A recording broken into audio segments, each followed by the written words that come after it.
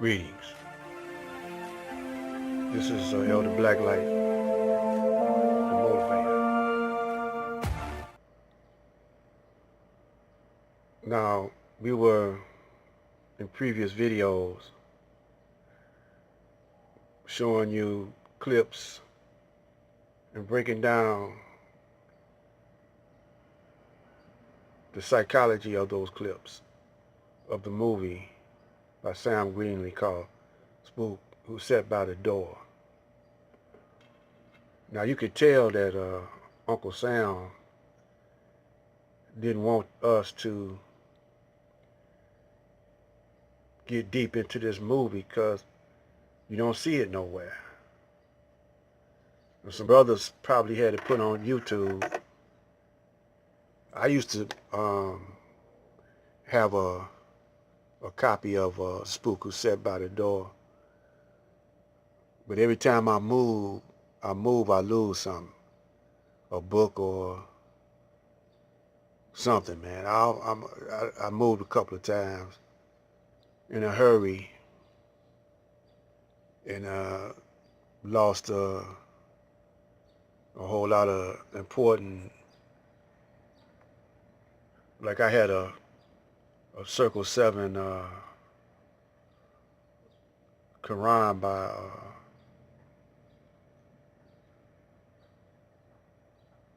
the Honorable Noble Jew Ali. But that's neither here nor there because you don't see this movie nowhere. But it's on YouTube. And you see Nipsey Hussle interview there. And he had to be talking about the spook who sat by the door. Now I had a video of the spook who sat by the door a couple of years ago. I started putting clips on the on my video. I also got the Warriors, the scene where Cyrus was gathering up all the gangs together in New York, and then he got shot. Now that's coincidental, but I don't believe it's coincidental that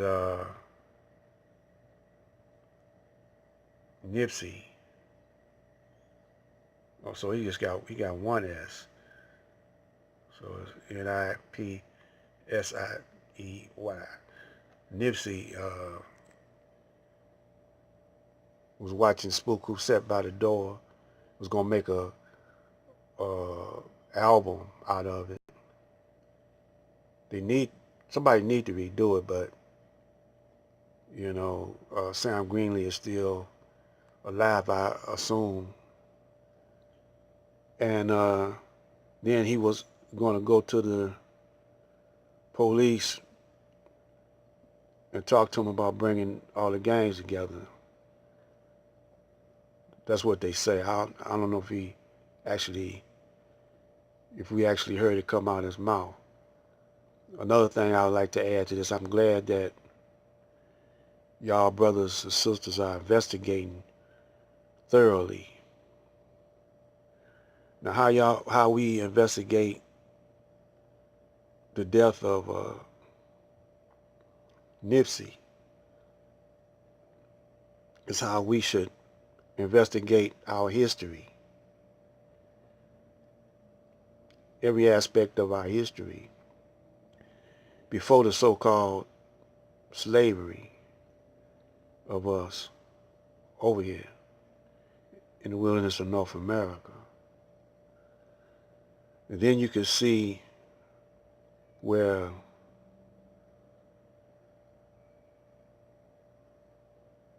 the Honorable Elijah Muhammad,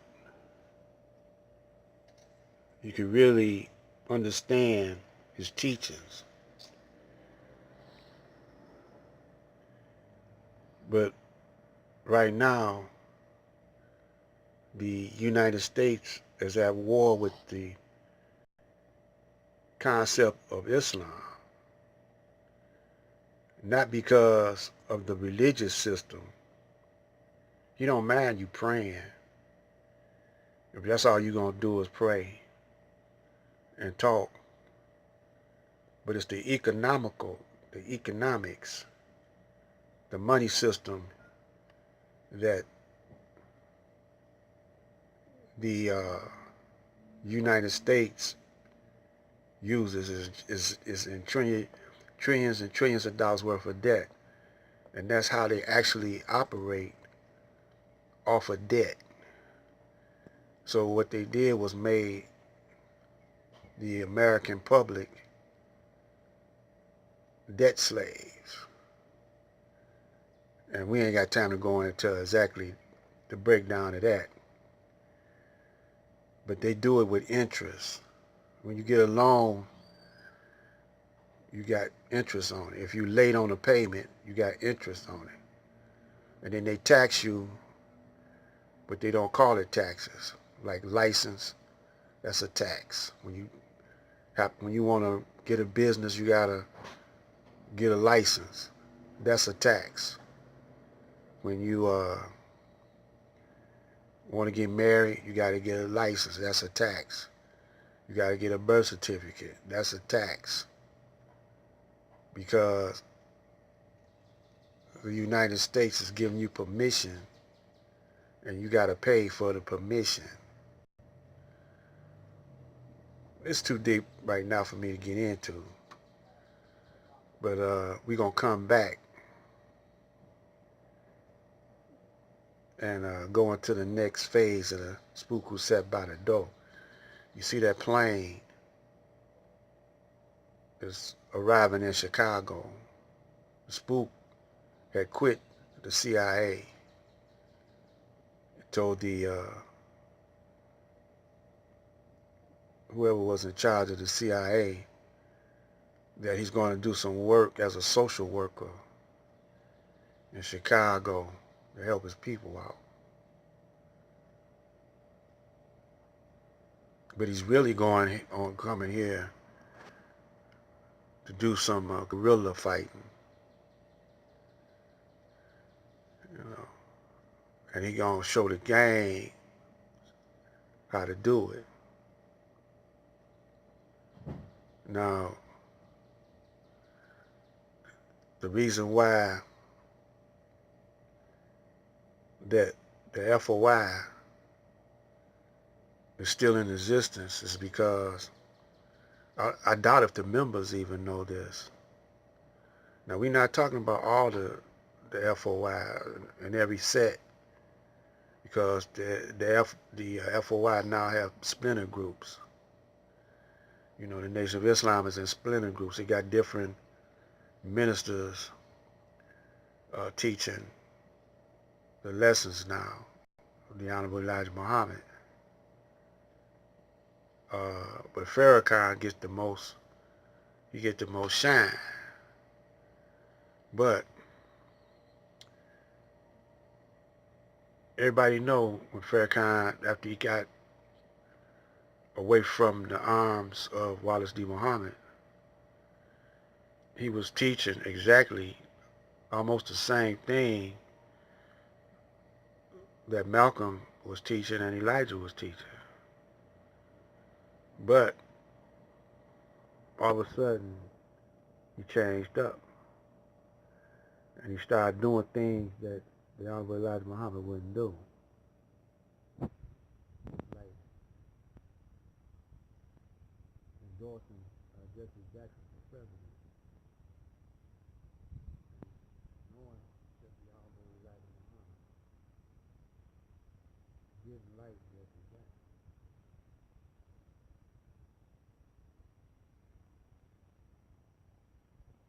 And then the Million Man March, the Honorable Elijah Muhammad, he wouldn't have marched. But what made Mr. Farrakhan's march was so successful was he said that the government was getting ready to ride down on us like they doing now. They getting ready. They having maneuvers in California, you know, in L.A. But it's no Million Man March. So, but in '95, he said that we might have to fight, and the brothers was ready. And so I guess they didn't think it was going to be that many to respond, but the Bloods and Crips came together, and it was over 2 million. But the speech that Minister Farrakhan gave, it cooled the brothers out. It cooled me out because I heard that same speech before, or parts of it. You know, I thought he was going to say something new. And then everyone went in their pockets and donated. Now Jesse Jackson was there, Al Sharpton, all the Negro leaders was there that wouldn't have been there if the Honorable Elijah Muhammad was there.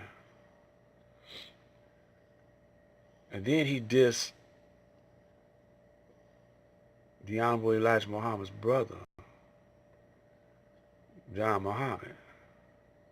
He was there, but